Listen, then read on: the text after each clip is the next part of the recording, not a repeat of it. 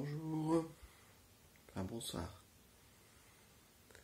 Voilà, j'ai une petite question d'une personne qui est venue à la séance ce samedi. Il y avait 2 heures de méditation satsang pour parler un peu de spiritualité. Voilà, donc la question est très simple, c'était un texto et au lieu de répondre par texto, je préfère envoyer une vidéo. Voilà, j'ai essayé de l'envoyer au parc, mais ça n'a pas fonctionné de faire une vidéo au parc.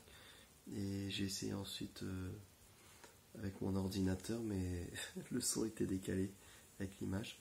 Donc je fais un dernier essai ici dans la chambre, en espérant que ça fonctionne cette fois-ci avec le téléphone. Donc une question très simple. Pourquoi ou en quoi certaines personnes arrivent à cet état d'éveil ou d'illumination?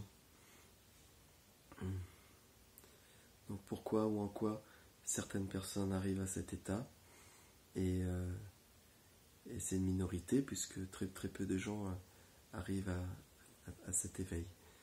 Voilà, ça c'était ta question.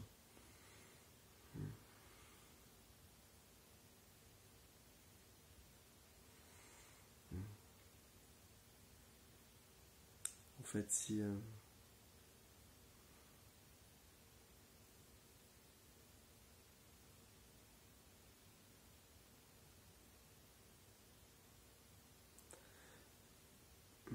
comment répondre? En fait, il n'y a jamais... C'est ça le grand bouleversement de cette expérience, qui est en fait une non-expérience, c'est qu'il n'y a personne. Et il y a 100% des personnes éveillées, en fait, ne sont pas là. Aucune personne ne peut s'éveiller. Il n'y a que la vacuité à ce moment-là qui se voit d'elle-même. Il n'y a que la présence. Il n'y a que la vie. Que cette énergie vibrante, cette vacuité, le soi, le divin, le présent, la présence, l'être qui est maintenant. Il n'y a jamais personne. Et c'est ce qui est incroyable dans cette non-expérience, c'est que toute l'expérience du mental, tout ce qu'on peut penser, ressentir, imaginer dans son histoire en tant que personne, identité, sont complètement absents. Ils sont vus comme illusoires, illusions. Donc c'est une expérience bouleversante, c'est une non-expérience. Pour la première fois, tout ce qu'on pensait être, tout ce qu'on pensait tenir, tout ce qu'on pensait existant en tant qu'identité, en tant que personne, tombe.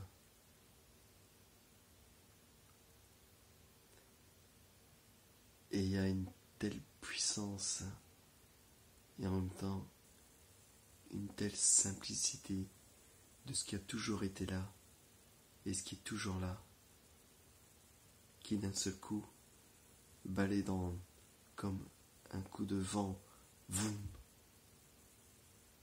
Et d'un seul coup il n'y a plus que ce regard, cette présence. Et la bonne nouvelle, c'est que vous ne vous êtes pas parti avec le voum.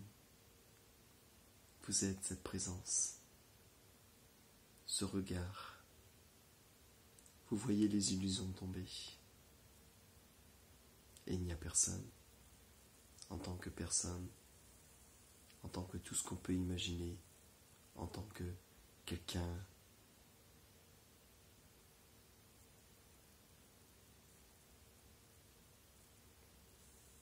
Donc personne ne peut s'éveiller.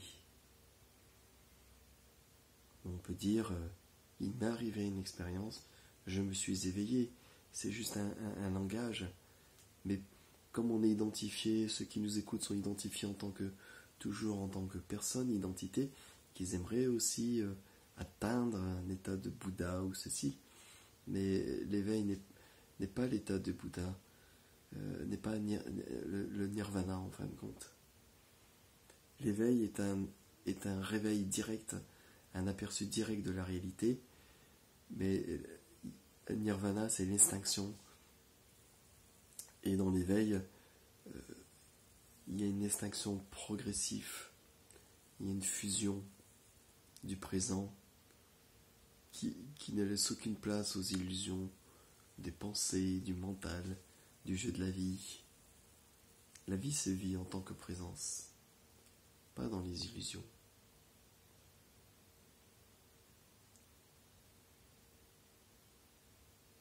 Et donc il n'y a même pas la question à se poser, pourquoi si peu de gens, pourquoi tant de guerres.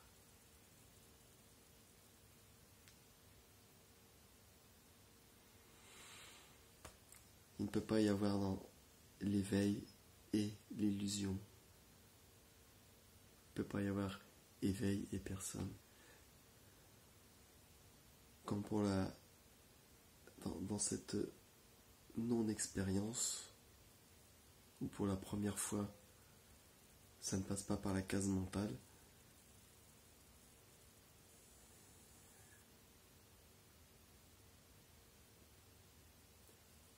il y a ce qui est maintenant en fait. Ce qui est maintenant. Ce qui a toujours été.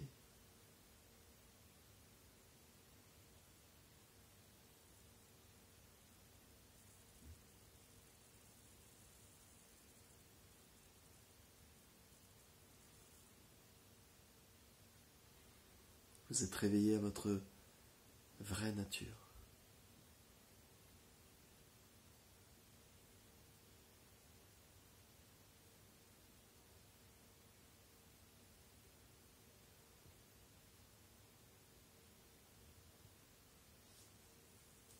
Au revoir.